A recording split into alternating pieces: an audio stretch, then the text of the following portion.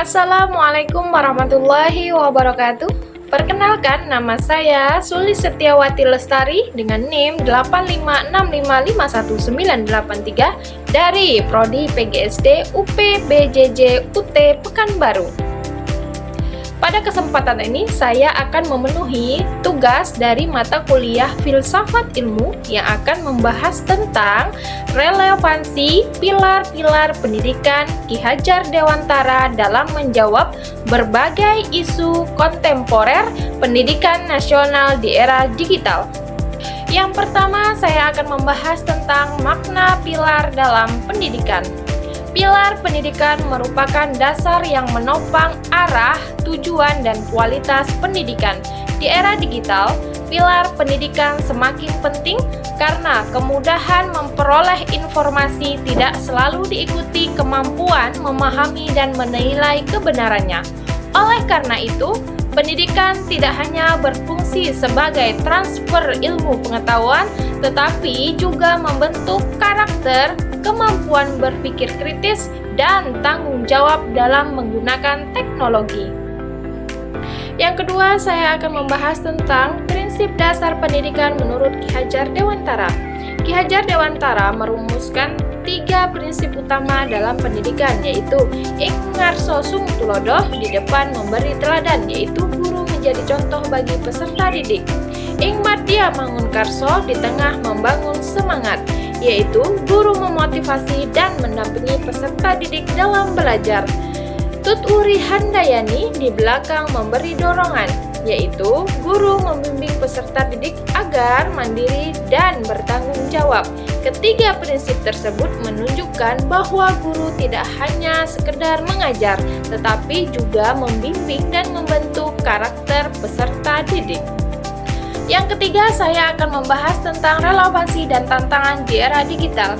Perkembangan teknologi telah mengubah cara belajar dan mendapatkan informasi, tetapi tidak mengubah tujuan pendidikan. Oleh karena itu, prinsip-prinsip pendidikan Ki Hajar Dewantara tetap relevan di era digital. Prinsip Ingarso Sung Tulodo tetap relevan karena guru harus menjadi teladan dalam menggunakan teknologi. Contohnya, mengajarkan peserta didik untuk memeriksa kebenaran informasi sebelum membagikannya agar terhindar dari hoak. Ingmadya Mangunkarso relevan karena peserta didik dituntut aktif dan berpikir kritis dalam menyaring informasi yang diperoleh dari internet dan media sosial. Tuturi Handayani relevan karena guru perlu membimbing peserta didik dalam memanfaatkan teknologi dan sumber belajar seperti AI sebagai sarana belajar, bukan untuk plagiarisme atau ketergantungan. Tantangan utama pendidikan saat ini bukan kurangnya informasi, melainkan kemampuan menggunakan informasi secara cerdas dan bertanggung jawab. Rendahnya literasi digital, penyebaran hoak, dan cyberbullying menunjukkan pentingnya penguatan karakter serta etika digital dalam pendidikan. Yang keempat, saya akan membahas tentang refleksi terhadap pendidikan nasional saat ini. Kondisi pendidikan nasional menunjukkan bahwa kemajuan teknologi tidak selalu diikuti oleh kematangan karakter peserta didik. Banyak peserta didik mudah memperoleh informasi tetapi belum tentu mampu menilai kebenaran dan dampaknya. Oleh karena itu, pemikiran Ki Hajar Dewantara tetap relevan karena mampu menyeimbangkan kecakapan digital dengan pembentukan karakter, etika, dan tanggung jawab sosial.